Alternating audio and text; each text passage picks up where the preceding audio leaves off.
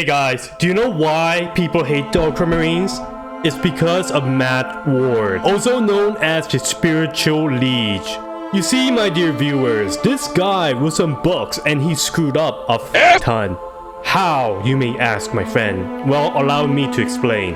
Warhammer 40k is a hobby game that is rooted in player expression. When I first started playing 40k, I asked the man working at the local games workshop, do I have to paint the models exactly according to the lore? To which the man replied, no, it is up to you to paint it how you want to.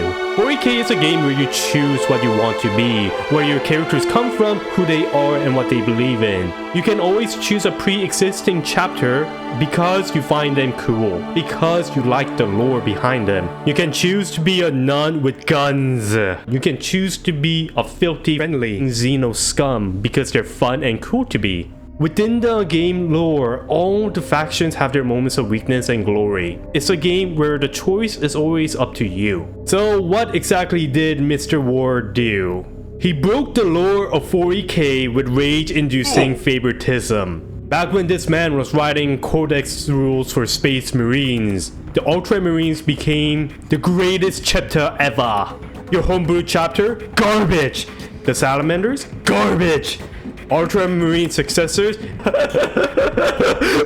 They wish they were Ultramarines because they're garbage. So you want to play the Tau? He, the Cato Sicarius, the Eternal Knight Champion of Macrog, the Master of the Watch, the Grand Duke of Thalassar, the bastard that Leandros replaced Captain Titus with. It's so good that he can take on the entire Xenos by himself and win. But did you tell? We can create our own lore, our own moments of awesome, and be our own within the game lore. Indeed, my dear viewer, you are correct. But from what I have gathered, back when the words award held true, you would always be inferior to the Ultramarines. You will always be less. Most people like 40k rules, and within the universe it has rules that ground the lore to be believable despite how insane the scale of the world is. One of the reasons Game of Thrones was successful is because the characters and the world felt real. There were consequences and limitations to what each character could achieve.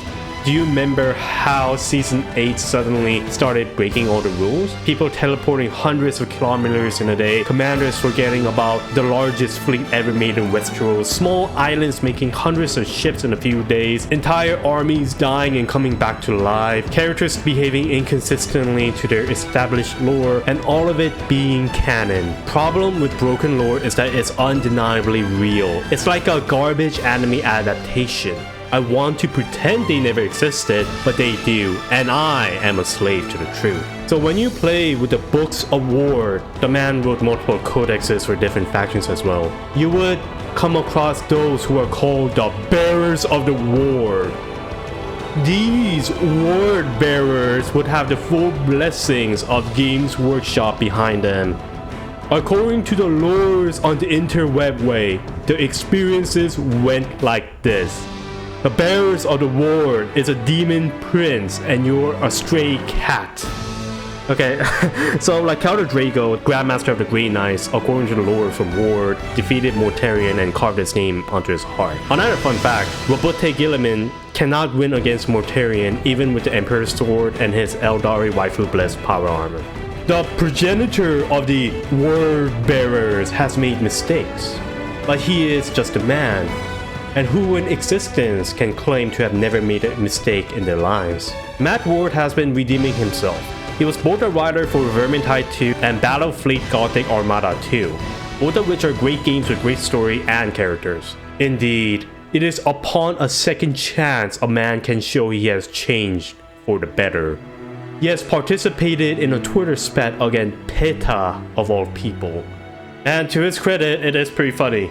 In the time since the crusade of the Wardbearers, much has changed with the Ultramarines.